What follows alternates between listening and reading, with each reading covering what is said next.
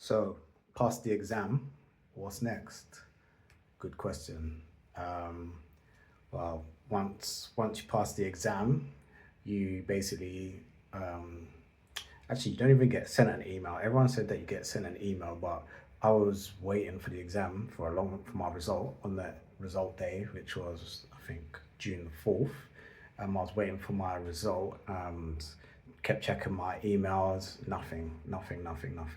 So in the end, I went on Reddit and I saw that some people found they got their results by logging on to the FIFA agent platform. So yeah, I did that and logged on, and yeah, luckily so I passed. I was very happy because I was on holiday at the time, and yeah, it was like 2 days into my holiday. It was either gonna make or break my holiday once I got the result. So yeah, I was very grateful and lucky to see that I passed because I wasn't sure at all. The exam's pretty difficult. It's not that it's really difficult, it's just that you don't, with the hour time to answer 20 questions, it can be quite a bit tricky. So I didn't know if I passed it or not. It was kind of 50-50.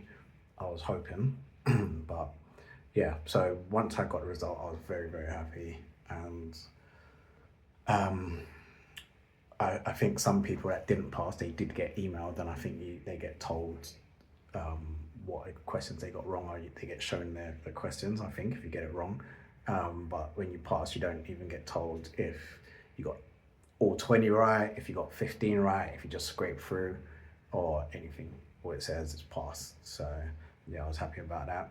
After that, you got to pay the money to fully register as an agent. So yeah, you got to pay. I paid £600, I think it is, to make sure that you've fully registered as an agent. And then after that, you get, I think it's the same day or a couple of days later, you get like your FIFA ID, your FIFA agent ID. And then, yeah, you're officially able to start providing agent services. Um, what you can't do is you can't still work with minors. You still can't work with minors, so you can only work with 18 and over. And yeah, what that basically obviously means is that you can't work with any academy talents or anything like that. For that, you need to do an enhanced DBS check. That's what it's called over here in the UK. It's an enhanced DBS check. So that's just where they do further background checks on you. You got to pay additional fee to get that done. You got to send in some documents. Once you've got that done, you got to register that with the FA. So last week I'm in Essex. So last week I had to go and present my documents to the Essex headquarters, FA headquarters, which is in Chelmsford, somewhere in Chelmsford. And yeah, now and then after that, they send it off to another third party company or something like that. And then basically you just have to wait to get it updated. So what I've just done today is I've just had to register back on the FIFA agent platform.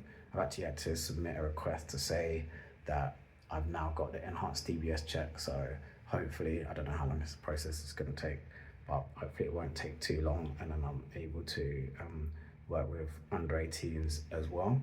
So in the meantime, what I'm doing is starting to try and build up my network slowly but surely, on various platforms like LinkedIn, just trying to look for different sporting directors or managers of clubs local to me in my area, and a little bit further wide as well.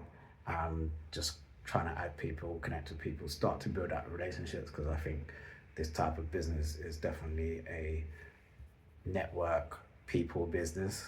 And I don't have no official background in football. Like, I wasn't an ex-professional player, or my ex-coach or anything like that. So I'm building my network from scratch. My football network, I'm building it from scratch completely. So yeah, I already added some people on LinkedIn. I appreciate them accepting my connection because they don't know me at all.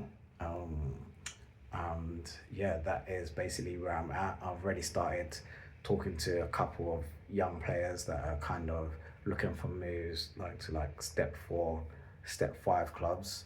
Um, and yeah, I'm gonna see what I can do to help them out. If I can help try to facilitate a move, because I need to get some experience of um, doing deals and negotiating and seeing how things work, because I only know football from a fan perspective. I don't know it from inside the football business perspective. So I want to start from the ground up and kind of like work my way up. So yeah, that is where I'm thinking at the moment. That's where I'm at the moment, is to try and build those relationships, get talking to people, get my face out there, looking to go to some games, get myself out to some games, like some National League games, National League South games, um, Southern Premier League, things like that. So that's what I'll be doing next. So yeah, you'll be catching me at some games.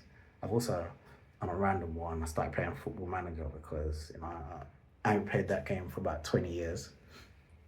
Um, and I wanted to try and get used to a little bit of the league structure and how things work, because I've probably been a lot more focused on Premier League football over the years, and now I'm in a position where I need to kind of familiarize myself and get very familiar with the standard and level at the semi-pro level. Just on the borders from semi-pro to pro. I need to kind of get my eye used to seeing those kind of players, so I can be able to spot the players that's going to be able to like really make a difference. So yeah, that's where I'm at. It's pre-season at the moment. I see a lot of clubs are using trialists, so yeah, good opportunities for players to get moves. Yeah, it's been really interesting so far. It's been really eye-opening. I've enjoyed talking to some players so far, and yeah, we'll see what happens next.